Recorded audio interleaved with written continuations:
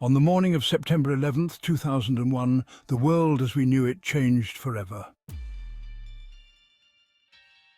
It started as a normal day in New York City until 8:46 a.m. when American Airlines Flight 11, hijacked by terrorists, crashed into the North Tower.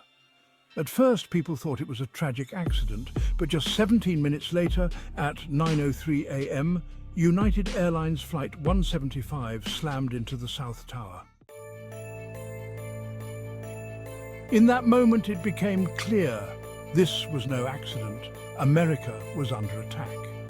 Soon after, American Airlines Flight 77 crashed into the Pentagon, and United Flight 93 went down in Pennsylvania after passengers fought back against the hijackers. The Twin Towers collapsed, killing thousands, sending shockwaves across the world. We all asked the same questions. Why? How could this happen? The perpetrators were members of Al-Qaeda, led by Osama bin Laden. Their goal? To send a message of hate, terror, and domination. But in doing so, they ignited a global conflict that would define the 21st century, the War on Terror. In the days that followed, the United States struck back.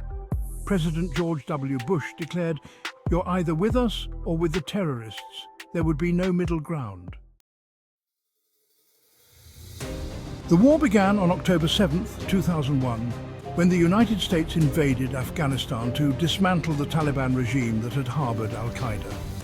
What was supposed to be a quick mission soon turned into a long, drawn-out conflict. By 2003, the War on Terror expanded. The United States invaded Iraq, claiming Saddam Hussein's regime had weapons of mass destruction. The invasion toppled Saddam, but Iraq fell into chaos.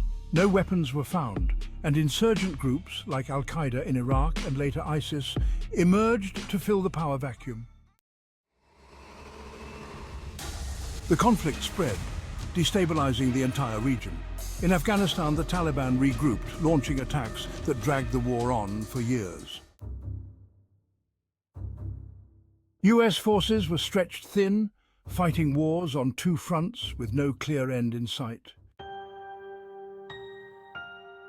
Back home, the War on Terror transformed American life. The Department of Homeland Security was created, airports became fortresses, and the Patriot Act raised questions about civil liberties. The United States was in a constant state of alert, with mass surveillance and wiretapping becoming the new normal. The wars took a toll not just on the military, but on the civilian population in the Middle East. Hundreds of thousands of lives were lost and millions were displaced, turning places like Afghanistan and Iraq into war zones. For nearly a decade, Osama bin Laden, the man behind 9/11s, remained elusive. But in 2011, after years of intelligence work, US Navy SEALs raided his compound in Pakistan. Bin Laden was killed. Justice had been served, but by then the damage had already been done. Groups like ISIS rose to power, using social media to spread their ideology and recruit followers. Terrorist attacks in places like London, Paris and Brussels showed the world that the threat had evolved. Lone wolf attacks became more common, and no one felt safe. In 2021, after 20 years of war, the US withdrew from Afghanistan. The Taliban, the same group the US had gone to war with in 2001, returned to power. The war, which had started as a mission to stop terrorism, ended with many wondering, what was it all for?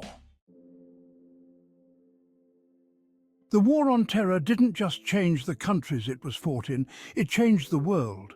It reshaped politics, security, and how we live. The question that lingers, what have we learned? And what must we do to ensure the cost wasn't in vain? Because the fight against terror is not over, but how we choose to fight it will define our future.